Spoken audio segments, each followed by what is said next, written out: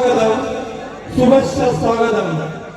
सकल कला गुणांचा अधिपती आणि नाट्यश्रीमणी नटेश्वराच्या चरणी नतमस्तक होऊन प्रभू श्री रामचंद्राच्या पावन चरण कमळाला वंदन करून आपल्यापुढे साच्या सविनय सादर करीत आहोत. फरारी फरारी फरारी. वक्रतुंड महाकाय सूर्यकोटि समप्रभा निर्विघ्नं कुरु मे देव सर्वकार्येषु सर्वदा.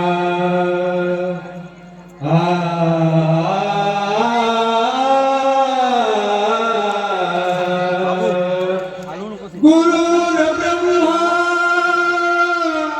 गुरुर्विष्णु गुरुर्देवो महेश्वरा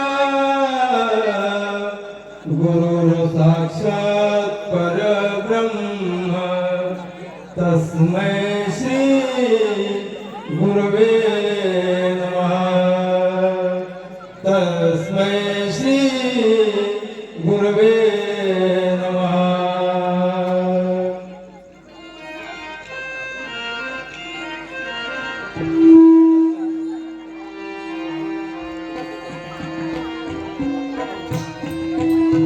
जय श्री राम रघुनंदना करगति जय जयकार. जय श्री राम रघुनंदना करगति जय जयकार. सीतापति तू प्रजापति तू वंदन हे देवा. जय श्री राम रघुनंदना करगति जय जयकार. जय श्री राम रघुनंदना करगति जय जयकार.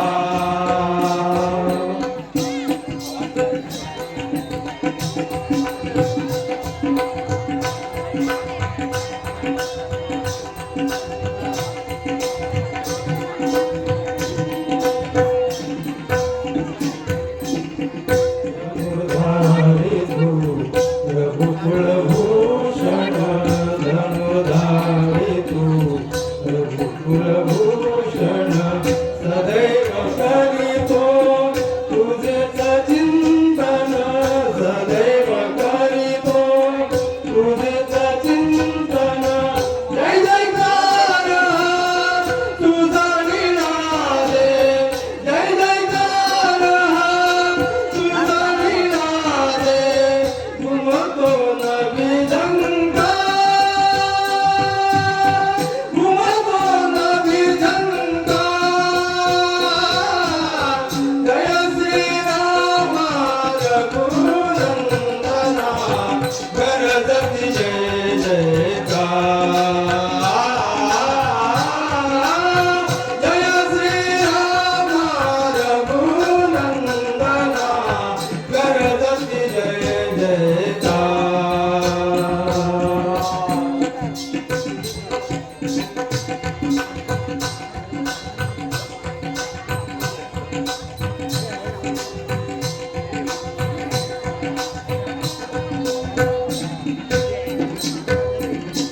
शरण आलो तुला ईश्वरा.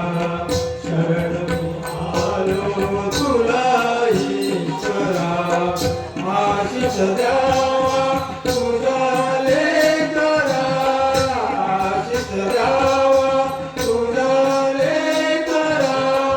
रंगभूमीसी समरस होऊनी. रंगभूमीसी समरस होऊनी. करीतो कला साकार. करीतो कला साकार.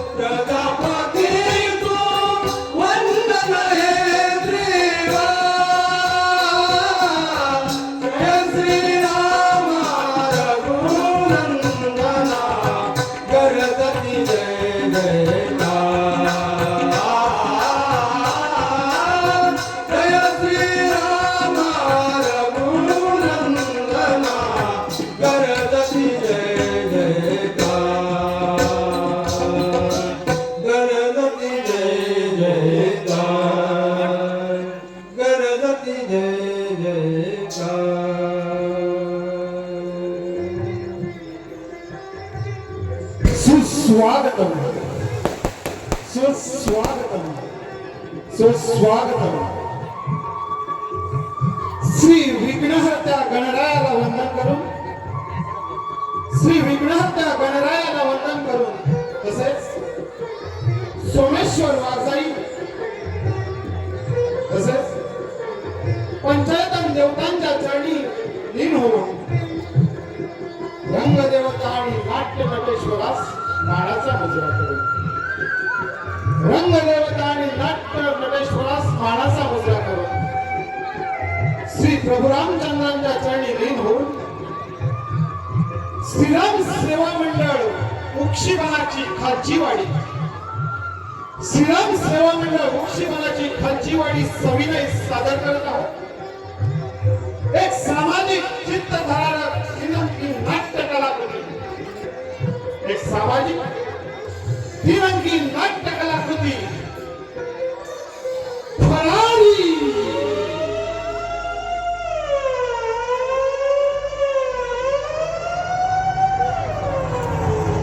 लेखक कमलाकर बोरकर, दिग्दर्शक प्रवीण बंडवे, संगीत दिलीप बंडवे, ढोलकी सुरेश साफ्ते, ऑर्गन अविनाश गावणकर,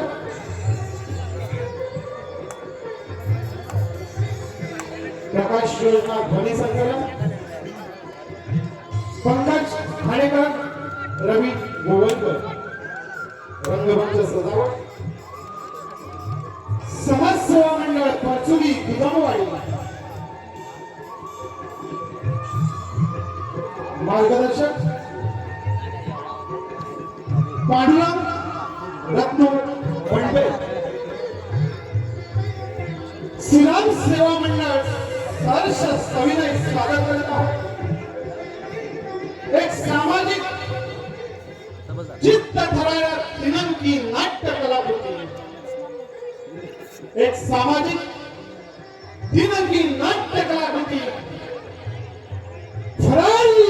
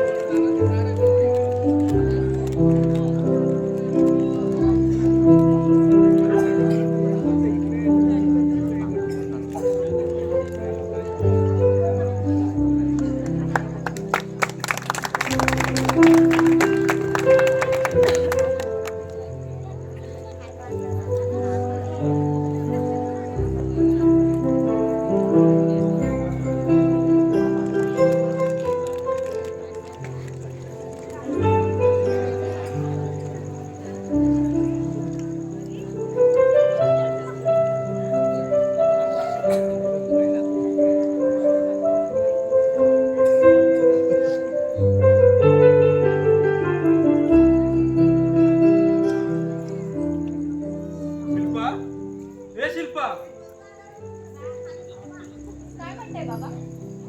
अगं दुपारचे 2 वाजायला आले तरी ह्या कार्डाचा अजून पत्ता नाही. म्हणजे तुम्ही मुद्दाबद्दल बोलताय का? मग अजून कुणाबद्दल बोलणार? अगं त्याने तर नुसतं हैराण केलंय मला. कॉलेजला जात नाही, नीट अभ्यास करत नाही, नाटकावरच्या पोरांबरोबर सिनेमा पाहायचे आणि कुणाबरोबरही दादागिरी करायची आणि 2 वेळ घरात येऊन आयतोबासारखं केलंयच. एवढंच माहिती द्या. बाबा तुम्ही उगाच रागा करून घेताय. येईलच तो इतक्यात. आपला मुलगा तसा मूळ स्वभावाचा आहे खरा, पण दादासारख्या जबाबदाऱ्या पडल्या ना की तो पण हुशार होईल बघा. अगं स्वतःची जबाबदारी न समजायला आता काही लहान नाही तो.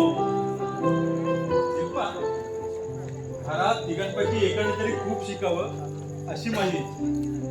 सुबोध तसा मंद बुद्धी, तुझा तर चक्र 10वीचा तरी मला उडाला. आता राहता राहिला म्हणून ना आणि चांगल्या मार्गाने पास झाला म्हणून त्याला कॉलेजला पाठवलं. पण शिक्षणाला दूर हा गल्लीचा दादा होण्याचं स्वप्न पाहू लागला. या दादागिरीने कुणाचा भला होणार आहे का? आता त्या दिवशी देसाईंच्या सुजित बरोबर भांडण झालंच. त्यात कसली दादागिरी केली त्यांनी आणि तो कसला दादा होणार? आपला मुन्ना मित्राच आहे. तुला तसं वाटणारच, कारण बहीण आहेस तू त्याची. अगं भावाची बाजू घेणार नाही, बहीणच करते. पण शिल्पा, हा तुझा त्याच्याबद्दलचा गैरसमज आहे. माहिती आहे तुझ्या मनात त्याच्याविषयी श्रद्धा आहे बंधुप्रेमाची. पण शिल्पा, माणसाचं मन म्हणजे म्हैसपाट. आपल्याला जिथं दगड दिसतो तिथं पाणी असतं आणि पाणी असतं तिथं दगड. पण बाबा मला हेच कळत नाही की मुन्नावर तुमचा एवढा राग काय? असा काय गुन्हा केलाय त्यांनी? माहिती असून मूर्खासारखा प्रश्न विचारतेस ना, याचा विचार वाटतंय मला. अगं दिवसेंदिवस त्याचे रंगढंग वाढत चालले, दादागिरीला होऊन देतोय आणि हे सगळं तू पाहतेस, ऐकतेस, तरी उलट मलाच विचारतेस त्याच्यावर राग का म्हणून. अगं चिडू नको तर काय करू? फुलवू त्याच्या पायावर आणि पूजा करू त्याची. अगं असा बदपैली होण्यापेक्षा माझ्या कुळात जन्माला आला असतं ना, हा बरं झाला असतं. रोज याचा कुणाबरोबर नाराज ठरला. एक दिवस तरी सरळ शांतपणाने केलंय का त्याचा? बोल, आता का बोलत नाहीस तू? बोल. आता मी तरी काय बोलणार बाबा? तो कुणाचंच ऐकत नाही. बहिणीचा जीव राहत नाही म्हणून त्याची बाजू घेते हो. पण तो तिथं तुमचं ऐकत नाही, तिथं आम्ही तरी काय सांगणार आणि सांगून ऐकणार आहे का तो? नाही, आता तुम्ही दोघांनी काही बोलायचं नाही. आता त्याचा बंदोबस्त मी करतो. सरळ सांगून ऐकलं तर ठीक, नाही तर कॉलेज बंद करतो उद्यापासून. मग राहा म्हणा घरातच. अहो पण कॉलेज बंद करून कसं चालेल? अशाने तो अजूनच मोकाट सुटेल. सुटू दे, सुटू दे. अगं बिकट मगाची नशिबात असेल त्याच्या, त्याला मी तरी काय करणार? सांगून ऐकत नाही, नीट वागत नाही, कॉलेजला नेहमी दांड्या. मग विनाकारण ती भरात कशाला? पैसे काही झाडाला लागत नाही, नाहीतर त्याला अजून पैशाची किंमत कळतच नाही. शिल्पा, पैसे कमवायला लागल्याशिवाय माणसाला पैशाची किंमतच कळत नाही. शिल्पा, तू जा त्या कामाला, मी थांबतोय ते थोडं. नाहीतर मग ठरलेलंच आहे, शोधाशोध, दुसरं काय. कारण जन्म दिलाय त्याला आम्ही आणि त्याने जन्माला येऊन ही अशी मेहरबानी केली आमच्यावर. जा जा तू कामाला.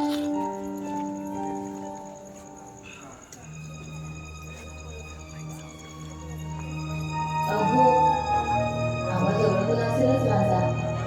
असे रागवू नका. मी म्हणताना वचन दिले तुम्ही. तिथे मुलांना आपली थोडासारखं जपेल ना, मग माझ्या मुलावर चिडता का? तो गोड आहे हे खरं, पण त्याला समजावून सांगा. माईची पाकर घालून त्याला तुमच्या विश्वासात घ्या. आपल्या घरात तोच खरा कर्तव्य होणार आहे हो, पण दैव अजून त्याला साथ देत नाही तर प्रयत्न काय करणार? आतापर्यंत एवढे कष्ट घेतले तुम्ही मुलांसाठी, तसेच यापुढे घ्या. त्यांना अंतर देऊ नका. देणार नाही याची खात्री आहे मला, पण तरी सुद्धा आईचा आत्मा आहे ना माझा. म्हणूनच आज बऱ्याच दिवसांनी भेटायला आले तुम्हाला. दादा येते मी. नकोच करू आता. दादा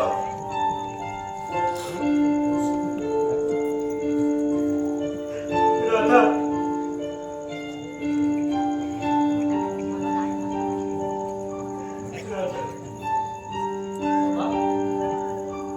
अशा आईच्या सोबत उभे राहून कसला विचार करताय? आईची आठवण आली का तुम्हाला? बसू बस.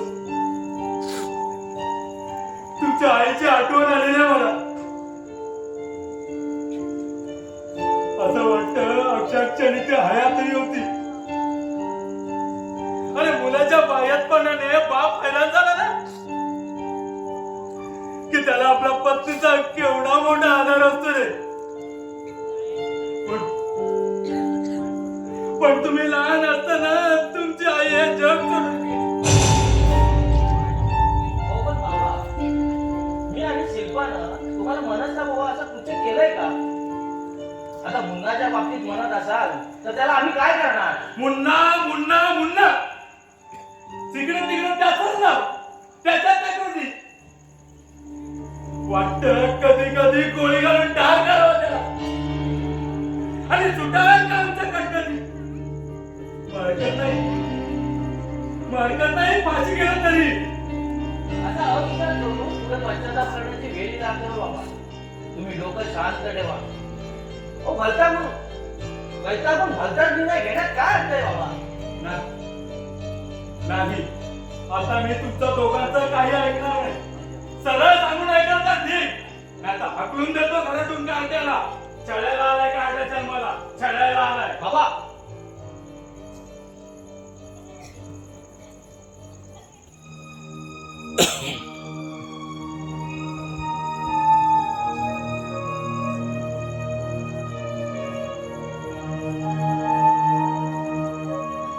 दादा, बाबा बाहेर गेले वाटतं. हो, वैतागूनच. कुणावर रे? अरे दुसऱ्या कुणावर? आपल्या मुन्नावर. त्याने तर हैराणच केलाय बाबांना आणि आपल्याला सुद्धा. असला भाऊ नसता तर फार बरं झालं असतं.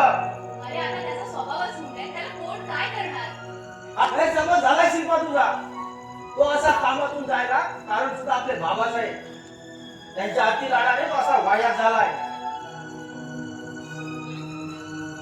पण आता रडून काय उपयोग? एकदा पान हातातून सुटल्यावर तो परत कधी भाट्यात येत नसतो शिल्पा. तसाच एक 16 वर्षाचा झालेला मुलगा परत बाबाच्या कयात येणं कधीच शक्य नाही. बाबांचं तरी काय चुकलंय रे? आई गेल्यानंतर आईच्या ममतेने त्यानेच तर आपल्याला वाढवलंय. आणि त्याचेच काय रे, आपले पण लाड केलेच की त्यांनी. खरं पण त्याच्यापेक्षा कमीच. आणि मी बॅटिंगला नापास काय झालो तर बाबांनी केवढा अखंड गांडव केलं. हव्याच्या शिव्या दिल्या आणि हा कसा कसा दुसऱ्याच्या कॉप्या करून पास झाला तर त्याचा केवढा उजवतो. त्याला नवीन कपडे काय, कॉलेजात काय घातलं. पण थोड्या दिवसांनी कळलं बाबांना कोण चांगला आणि कोण वाईट ते.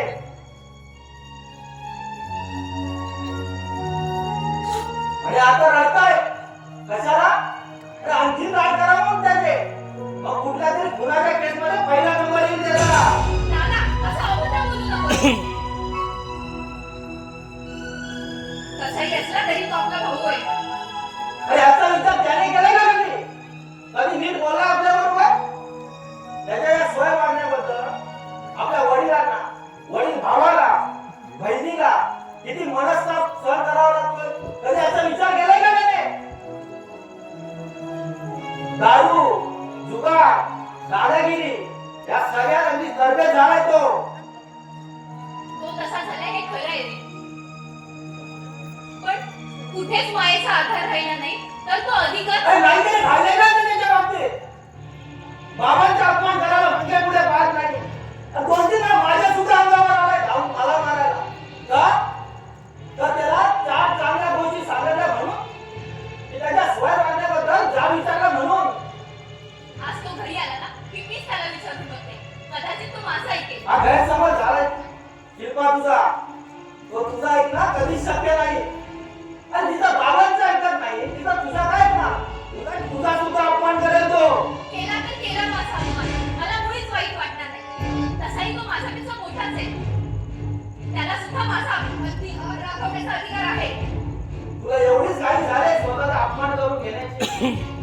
तर काय बोलणार?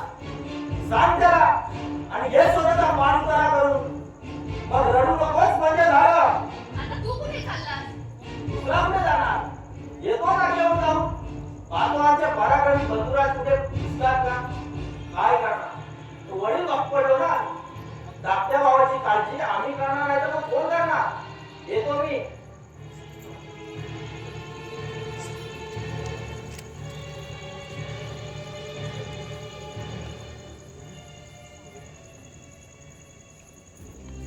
शिल्पा, विजय तू बऱ्याच दिवसांनी आठवण झाली या घराची. मला वाटत होतं तू माझ्या दागणवरून बसू की जाऊ परत. इच्छा असेल तर बसावं माणसानं, नाहीतर जावं आल्या रस्त्याने परत. आज अगदी पुरा राग आला दिसतोय तुला. गेलो होतो 15 दिवस पुण्याला. माझी मावशी तिला आजारी होती, तिला पाहून आलो. मग सांगून गेला असतास तर तुझा अपमान झाला असता का? अगं माझा अपमान मुलीच नाही ग, पण तुला न सांगता गेलोय म्हणून तुझा माझा अपमान झालाय का? आता काय करणार? अचानक तार आली मावस भावाची, मावशी आजारी म्हणून. मग अगं ताबडतोब निघावं लागलं. मग आता कशी प्रकृती आहे मावशीची? आत्ता गाडी वळणार आली म्हणायची एका माणसाची. अगं प्रकृतीची बरी आहे, पण शिल्पा अगं तुझ्यासारखं वातावरण काय म्हणतंय? अगं बाबा, सुबोध, मुन्ना काय म्हणताय? चाललंय तेच रडगाणं. मुन्नाच्या हुंडपणाचा अगदी कळस आलाय आणि बाबा रागाने आग होताय. अगं एकूणच काय प्रगतीच चालली आपल्या मुन्नाची. बरं शिल्पा, तर आपल्या लग्नाला काय म्हणतात हे बाबा? सध्या तरी ते असल्या विचारात नाहीये.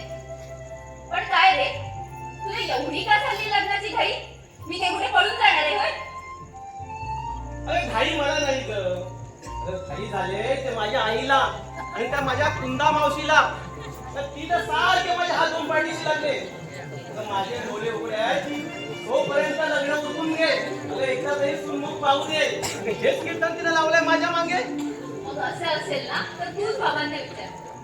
खरंच आहे, माझ्या मनात रचलेली स्वप्न साकार होती ना तुझ्यासारखा प्रेमळ पती, सासू सासरे, दीर लावणार. मग माझ्यासारखी भाग्यवती मीच.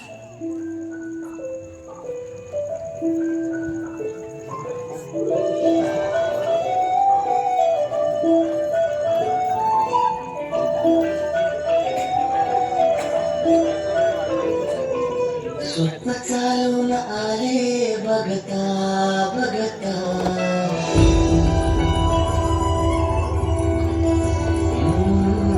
स्वप्न चालून आले बघता बघता. माझे होऊन गेले हसता हसता. रंगरंगीत झाले दिसता दिसता. श्वास संगीत झाले जुळता जुळता. चांदण्यात दिसतो दिवसा आता. मी तुझ्यात दिसतो कमला.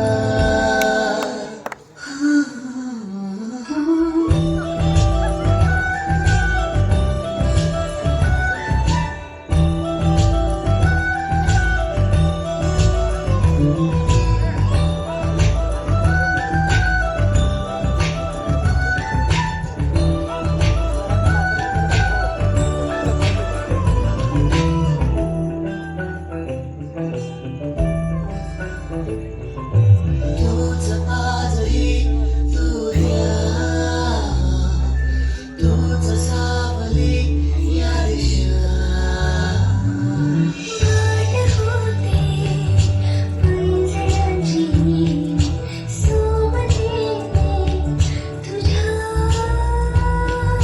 स्वप्न चालून आले बघता बघता.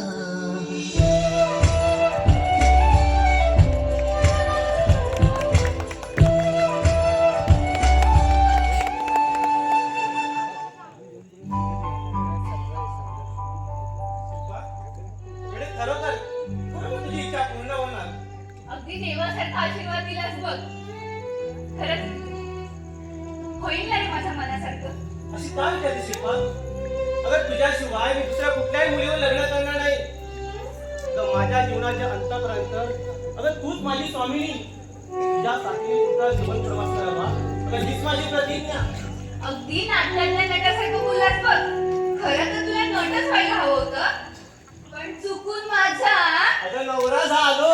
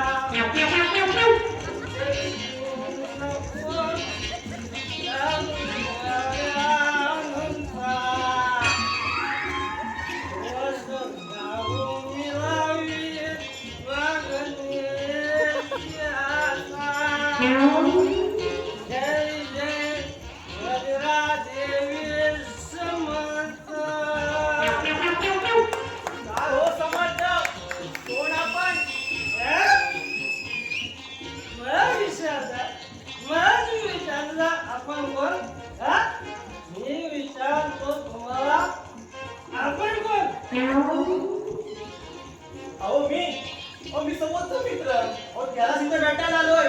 आपण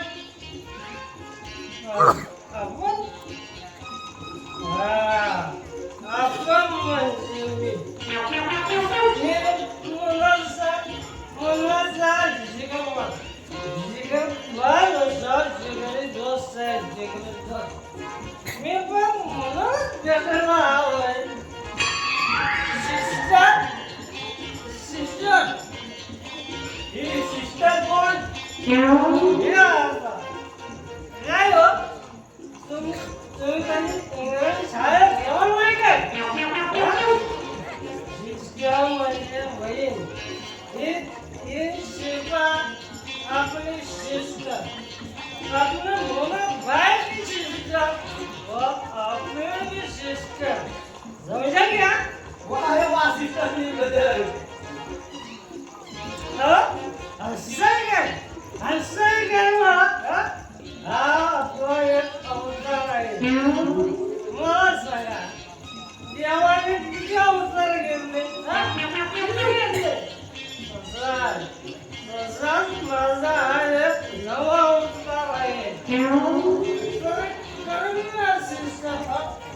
गोट्या काय हे किती पेलायस?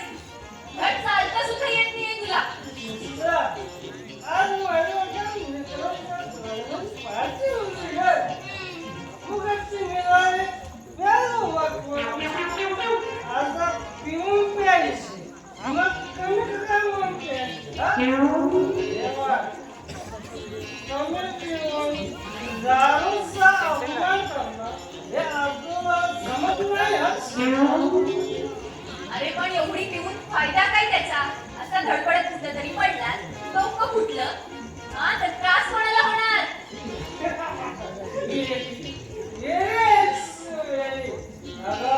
दारू प्यायला माणूस कधी पडून नसतो.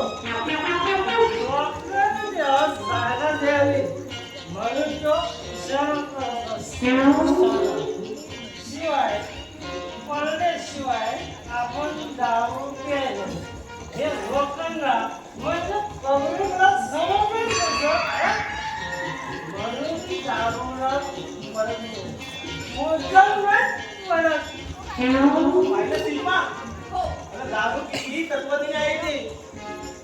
शिकावं ते याच्याकडून शिकावं. काय हो गोट्या?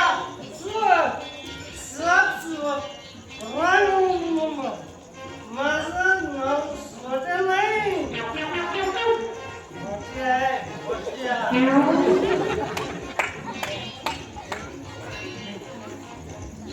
समजलं काय? हो समजलं. काय समजायचं ते समजलं. आता मुन्ना घरात नाही तर आपण म्हटलं या. येतो येतो येतो.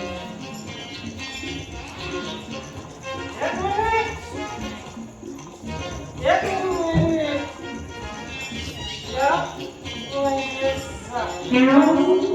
म्हणजे तुम्ही मला इथं जायला सांगताय, मला इथं हाकलून लावताय, पण मी म्हणतो मला जा म्हणून सांगणारे तुम्ही कोण?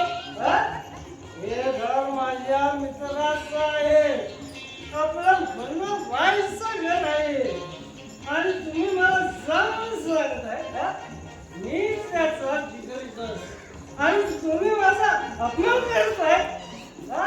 आमची दोस्ती म्हणजे काय वाटली तुम्हाला?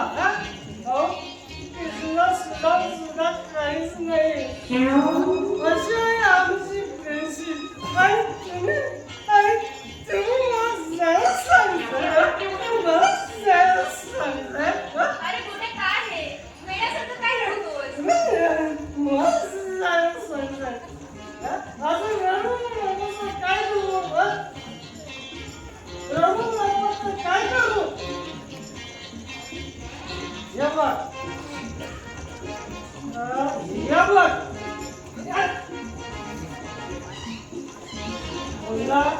पुन्हा माझा जिगरी बस. आणि या पाहुण्याने तर माझा अपमान केला. हे पाहुणे माझा हिंसा करतात.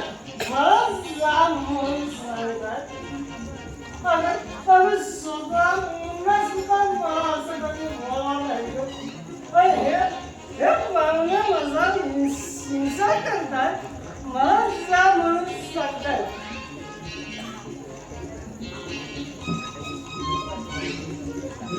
ही गोष्ट मी कधी सहन करणार नाही. आमची गॅंग केवढी मोठी आहे माहिती आहे? गोट्या तुझा काहीतरी गैरसमज होतोय. अरे ते पाहुणे नाही तुझे मेवणे. शिष्य आता ही काय वागणार आहे? भांडण वगैरे काही नाही रे. थोड्या दिवसांनी ते माझे पती होणार. तू माझा भाऊ मग ते तुझे मेवणे नाहीत का? आता आलं माझ्या लक्षात. म्हणजे तू माझी शिष्य म्हणजे हे तुझे होणारे मिस्टर म्हणजे भाऊजी भाऊजी नमस्कार. भाऊजी नमस्कार. तू शिष्य हा? पण तू मला हे पहिलं नाही का सांगायचं? तू बोलायला देशील तेव्हा ना. आल्यापासून दुसरा धडपडतोयस. आणि दारू प्यायला माझं दडपण नाही. नाही काय करणार? आता तू भेटले माझी सिस्टर. तुमचा दोनाचा लव झाला काय? तसंच समज होतंय. लाजू नको रे. लाजू नको. अगं एवढ्यात वाजलीस तर पुढे करणार कसा? संसार करणार कसा?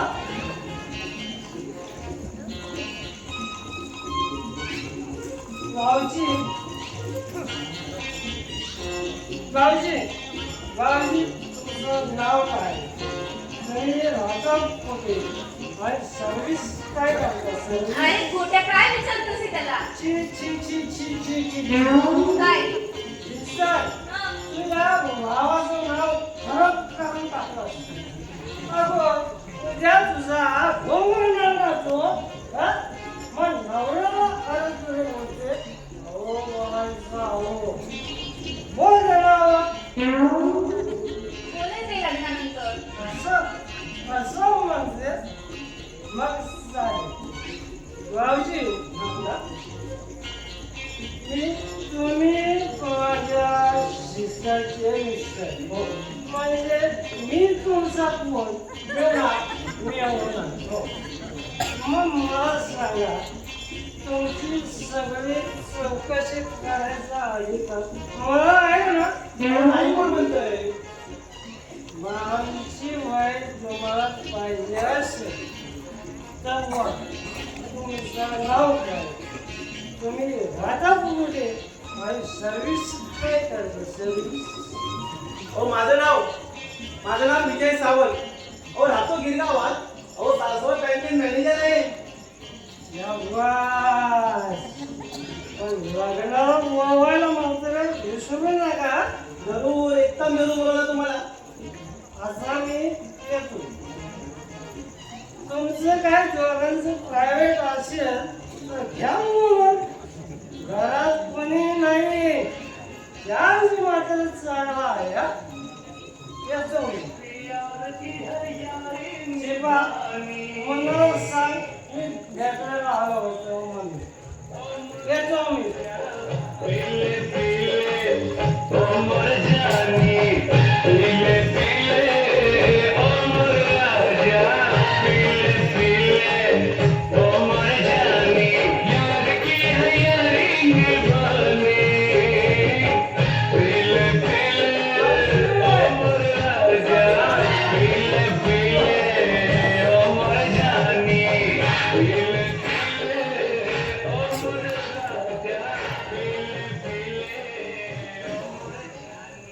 आहे का सिस्टरचा ब्रदर? मग बघितलंस ना, दारू पिऊन एवढा झिंगलाय तरी भावाचं नातं विसरलाय का तो? खरा शिल्पा. अरे शपनापणाचा बुका पाकणाऱ्या समाजापेक्षा असे गोट्यासारखे दारुडे कितीतरी पटीने बरे. अगं किती तसेच असले तरी आपल्या आई बहिणीची ओळख कधी विसरत नाही. बरे शिल्पा येतो मी. अगं 2-4 दिवसांनी माझ्या आईलाच घेऊन येतो आणि आपल्या लग्नाचा मोठं पक्का करतो. काय चालेल ना? हो चालेल. चल बाय. बाय.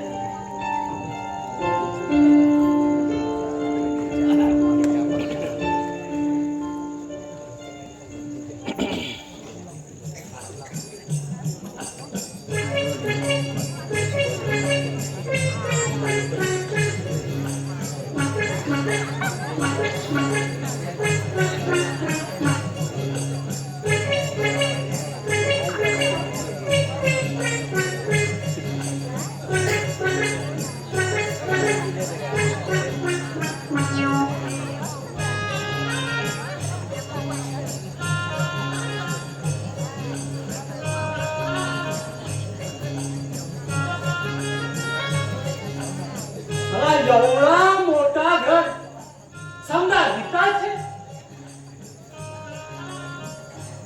अरे घरामध्ये कोण नाही काय सगळा बाहेर गेला. अरे घरामध्ये कोण छे? अरे घरामध्ये कोण छे? कोण आपण आणि कोण पाहिजे आपल्याला? आपणच. आमचं नाव झापूबाई गंगूरामजे 340च्या सामनी आमचा दुकान आहे.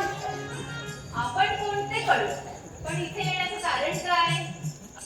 ते मुन्ना राजे इकडेच राहते का? पुन्हा राजे नाही, पुन्हा राणे इथंच राहतो. त्याच्याकडे त्यांचे काम आहे. 2 दिवस आम्ही कॉलेजच्या गेटावर गेली होती पण ते भेटलाच नाही. आज सकाळी तिच्या 2 लोकांना विचारला त्यांनी हा पत्ता दिला. पत्ता घेतली मिळाली. अहो पण त्याच्याकडे तुमचं काय काम? सांगते चांगलं सांगते. तुम्ही एवढी गडबड कशाला करते? त्याला सुपारी द्यायला नाही. सुपारी? कसली सुपारी? तो मांगीन काही खात नाही. सत्यानाश! आणि ते साला कसला सुपारी ना त्याचा माणसाला झोडायचा सुपारी. त्याचा माणसाला झोडायचा सुपारी. तो असली कामं कधीपासून करायला लागला? कमालच झाला. तेव्हापासून ते हे धंदा करते असा सगळा कालीच बोलते. हे समजला म्हणून इकडे आला आम्ही. बर ते घरामध्ये काय काय कुठे बाहेर गेला काय? हो तो बाहेर गेलाय. पण जय भाऊ मी तुमच्या पाया पडते हो. त्याला असलं पैशाचं अमीर दाखवून असली कामं करून घेऊ नको. अशाने त्याच्या आयुष्याची होळी होईल. ऐका माझं. अरे बे असा काय करते? आता त्याचा ते धंदा हाय म्हणून आला. आता आपण कशाला आला असता साला? त्याचा धंदा वगैरे काही नाही हो. वेळ लागलाय त्याला. तुम्ही माझं ऐका. त्याला असली कामं सांगू नका. अशी समाजद्रोही कामं नका सांगू त्याला. अगुबाई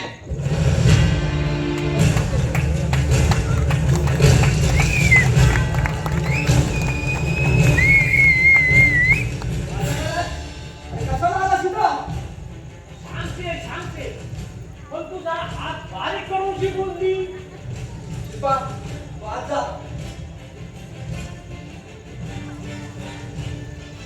बोल बागुबाई, अरे माझ्याकडे काय काम काढलंय?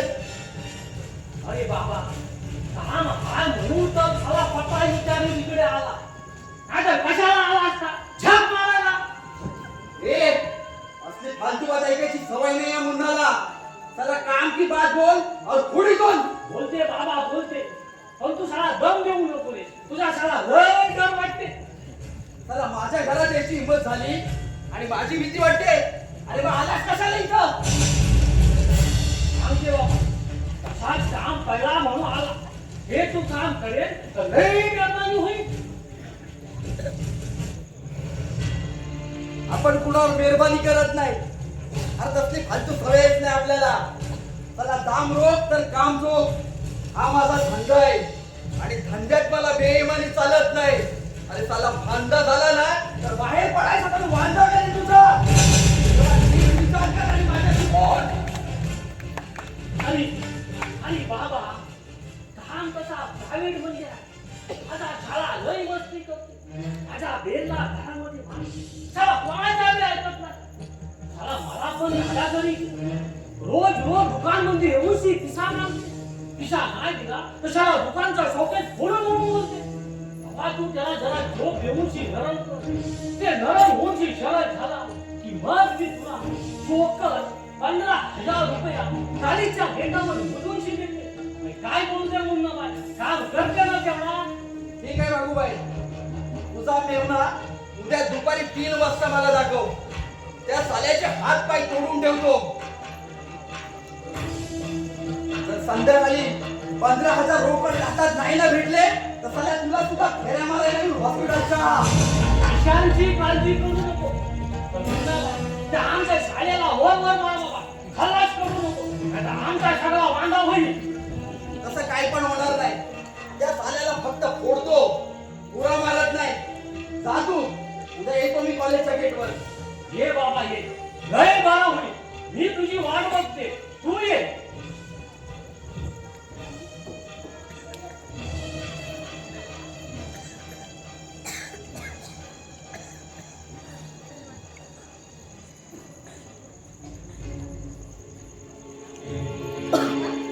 तू त्या भाऊबाईची सुपारी घेतेस? हे तुला कोणी सांगितलं? दाराडून ऐकलंय मी सगळं. त्याचा मेवण्याचा हातपाय तू तोडणार अवघा 15,000 रुपयांसाठी. तू त्याला जखमांच्या वेदना देणार, आयुष्यभर पांगळं जीवन जगणार आणि तो भाऊबाई नामानिराळा राहणार आणि पापाचा मालक मात्र तू बनणार. का मुन्ना? कशासाठी हे सगळं? बा, तुला माहित आहे अगं मी खूप निश्चयी माणूस आहे ते. उगाच माझ्या भानगडीत कुणी पडलेलं मला अजिबात आवडत नाही. त्यामुळे तू तुझ्या मानत राहा. उगाच माझ्या भानगडीत पडू नकोस. अगं मी कामातून गेलेला माणूस आहे. जिथं प्रत्यक्ष माझ्या बापाचं ऐकत नाही अगं तिथं फालतूची बातच सोड. ना तू जे हे काय करतोस ते चांगलं नाहीये. अशाने तुझ्याच आयुष्याची भीषण शोकांतिका होईल. मला कुणाचंही तत्वज्ञान ऐकायची सवय नाही शिल्पा. अगं कुणाच्याही भल्या गुणाची पर्वा करणारा मी नाही आणि कुणाच्याही इच्छापूर्तीसाठी थांबणारा सुद्धा मी नाही. अगं माझ्या मनात आलं ते मी करणारच आणि नसेल तर शांत राहणार. जा जा तुझ्या कामाला.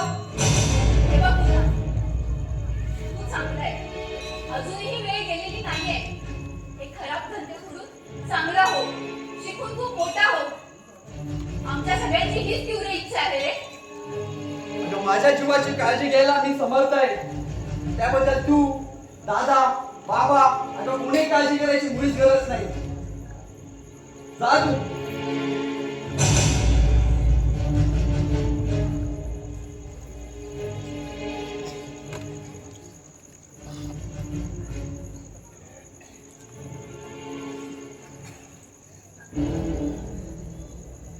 मुन्ना!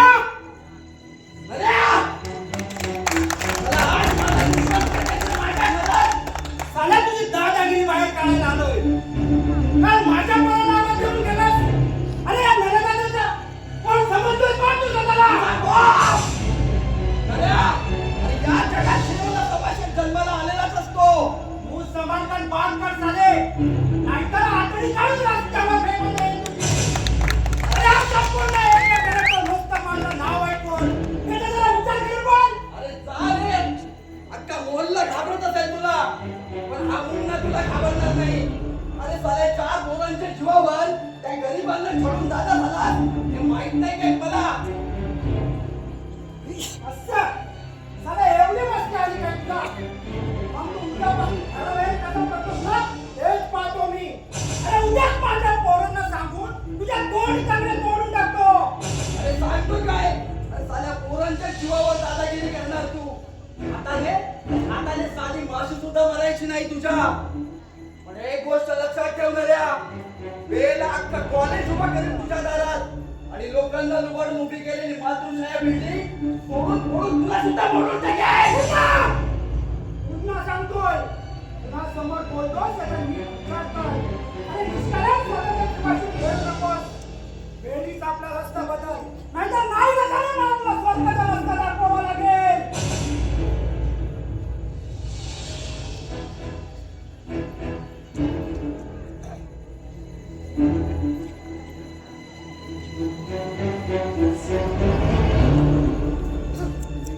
अरे बस माझ्या भानगडीत पडू नकोस. साल्या वेळेला तुला सुद्धा अर्पण करून टाकेन. साल्या तुझा दिवस भरले आता. अरे उद्याची कशाला बाळ? साल्या तुला आताच संपवून टाकतो.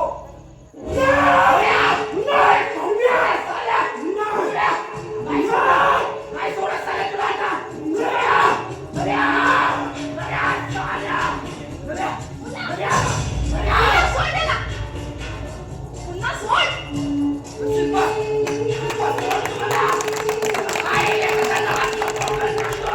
अरे तो समजेल पण तुझं काय? तुला माझी शपथ आहे पुन्हा. एकदा माफ कर त्याला.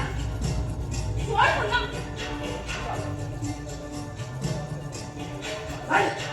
काय कुत्र्या? आणि पहिली कोंबडी कामाला शिकून घे. ठीक आहे. अरे कोणतीच नाही. या चांगल्या मुलाचं करतोय. या मुलीच्या घरामध्ये ती आपली वेशीवर आणून तिची लष्करी वाढली नाही ना? नाही सांगणार नाही कशाला जायचं. पुन्हा का अशी दुश्मनी उडून स्वतःचा जीव धोक्यात टाकतोयस रे? तो नरेश कूर रांडी माणूस आहे. अरे त्याला दया माया नाहीच आहे रे. तो आपल्या गँगला सांगून तुला मारल्याशिवाय राहणार नाही. आता तो काय मला मारतो? त्याचा वर गेलेला बाप खाली यायला पाहिजे. का मी सुद्धा मेलेल्या आईचं दूध पिलो नाही. या साल्याबरोबर 2 हात करता मारेन, पण साला मागा खेळत नाही. तुला आता कसं समजावं ना तेच कळत नाहीये. अगं ते तुलाच काय कुणालाच कळणार नाही. येतो मी बाहेर जाऊन. आता बाहेर काय? आधीच तो चिडलेला आहे. तुला बाहेर बघून तो अजूनच अगं त्याला घाबरून घरात लपून बसायला मी काय हातात बांगड्या भरल्या नाही. तू नऱ्यामध्ये काय वाकडं करतो ना मला तेच बघतो या तुला.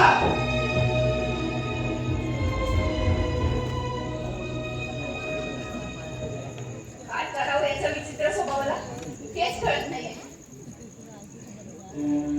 वाईट माणसांच्या संगतीला लागून माझा मुन्ना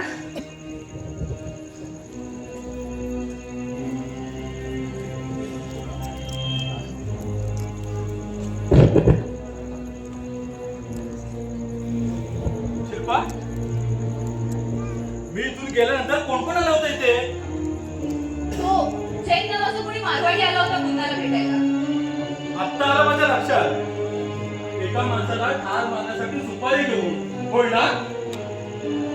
नाही बाबा, त्याबद्दल मला काहीच माहित नाही. पण मला चांगलं माहितीये. अगं आता त्याच्या कॉलेजात तो सुरेख बोला मला कार्टाची हिटपात पण नसेल केली का? अगं कॉलेजात पण हे धंदे चालतात त्याचे. हिटपात अजून कोण कोण आला होता इथे? शिल्पा, काय असेल ते खरं सांग. कोण आला होता इथे? खरं सांग लवकर. तो नऱ्या काका पण आला होता इथे. नाही दादा, अगं तो कशा आला होता इथे? त्याचा आपल्या घरी काय काम? काल पुन्हाची काहीतरी बाचाबाची झाली. काय? त्याचा सूट घ्यायला आला होता तो. चाकू सुद्धा होता हातात त्याचा.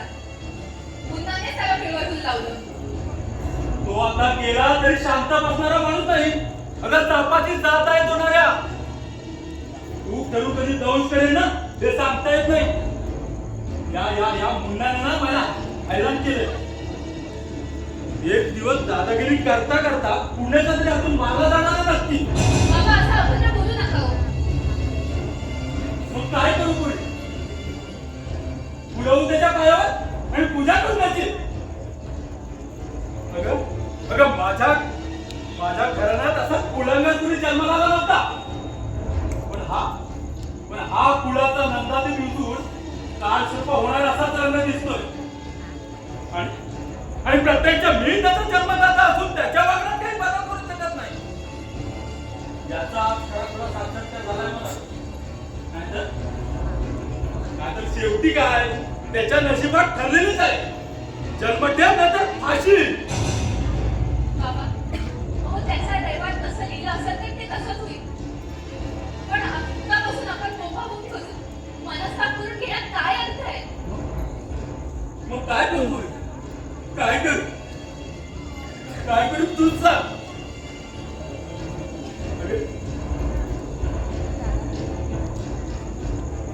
काय असा बदल पाहिजे पुण्यापेक्षा मुलाचा बापाचा बाप असं ऐकण्यापेक्षा कुठेतरी जाऊन जीव देवाचा वाटतो. बाबा, जीव देवाचं वाटतो. तिकडे जावं, तिकडे फक्त मुन्ना. त्याच्या तक्रारीशिवाय कोणता विषयच ऐकू येत नाही. त्याच्या तक्रारीशिवाय कोणता विषयच ऐकू येत नाही. काय कर बाबा?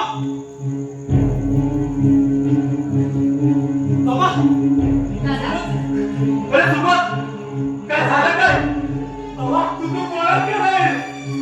बाबा मुन्ना रे. अरे काय केलं मुन्ना रे? बाबा मुन्ना रे कोण गेला? काय?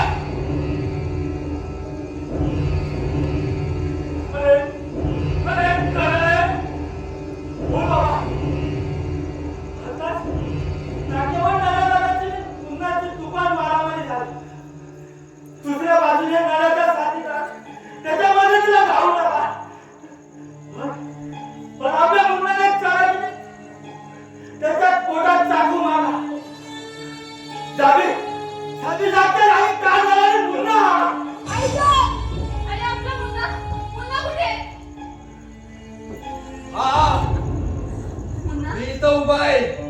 अरे काय केलं पोरा, काय केलं? सॅमीचा खून केला. अरे पण याचा परिणाम काय? सॅमी मेला. त्याला जागच्या जागीच मेला.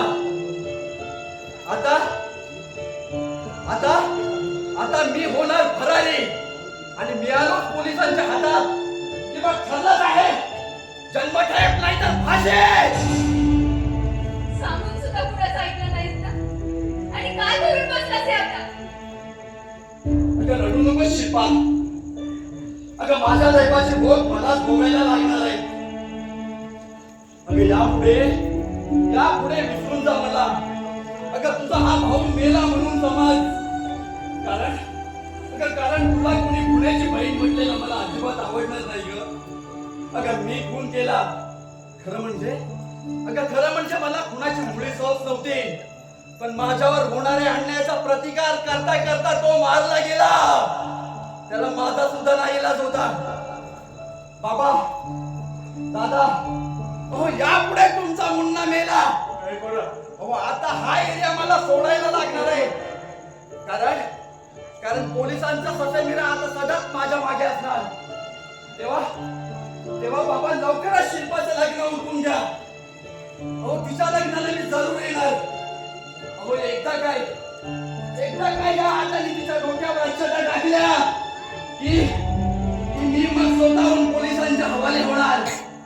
आणि तोपर्यंत मी होणार फरारी.